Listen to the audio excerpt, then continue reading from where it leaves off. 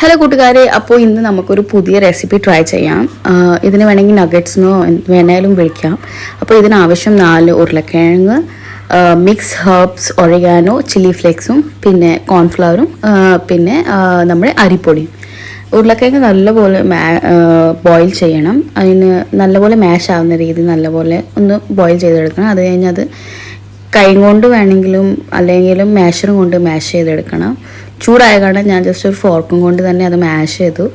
Fork കൊണ്ട് മാഷ് ചെയ്തതിൻ്റെ ഒരു ട്രിക്ക് പിന്നെ എനിക്ക് കിട്ടിയതെന്ന് ഞാൻ വീഡിയോയിൽ പറഞ്ഞു തരാം. അപ്പോൾ നല്ലപോലെ മാഷ് ആയി കഴിഞ്ഞ് നമുക്കിതിനകത്ത് ഉപ്പിട്ട് കൊടുക്കാം. ഞാനിവിടെ 2 കുഞ്ഞ് സ്പൂൺ ഉപ്പിട്ട് കൊടുത്തു. അത് ഉപ്പ് നമുക്ക് ടേസ്റ്റിൻ്റെ അനുസരിച്ചിട്ട് കൊടുക്കാം. പിന്നെ നമ്മുടെ ഒറിഗാനോ ഇട്ട് കൊടുക്കാം.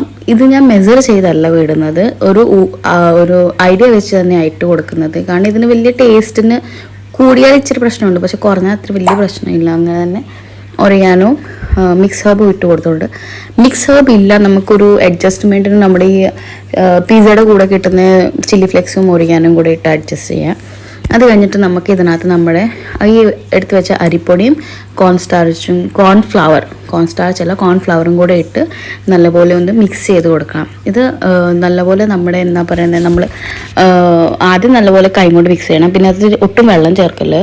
വെള്ളം ചേർത്താൽ അത് ഒരുമാതിരി ദോശമാവ് പോലെ ആയിപ്പോകും. അപ്പോൾ വെള്ളം ഒട്ടും ചേർക്കണ്ട അതിനകത്ത്. നല്ലപോലെ ഇതിനകത്ത് തന്നെ ഉരുളക്കിഴങ്ങ് തന്നെ ഒരു വെള്ളം ഉണ്ടല്ലോ, അതുപോലത്തെ അബ്സോർബ് അങ്ങായിപ്പോകും.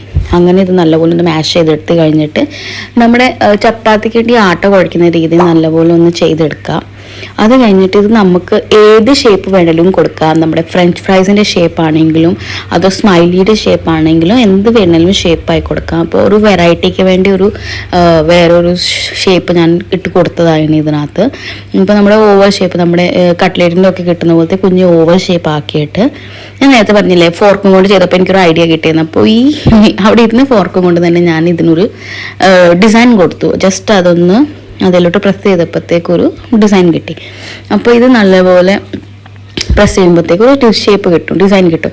അത് നല്ലപോലെ ഒന്ന് എണ്ണ തിളച്ച് വരുമ്പോഴത്തേക്ക് അതിനകത്ത് എല്ലാം ഇട്ട് കൊടുത്ത് ലോ മീഡിയം ഫ്ലെയിമിൽ അതൊന്ന് ഫ്രൈ ചെയ്തെടുത്താൽ മതി. ഓൾറെഡി പൊട്ടാറ്റോ ബോയിൽ ആയ കാരണം ജസ്റ്റ് ഒരു ക്രിസ്പി ആവുന്നവരെ, ഗോൾഡൻ ആകുന്നവരെ ഒന്ന് അത് ചെയ്ത് കൊടുത്താൽ മതി.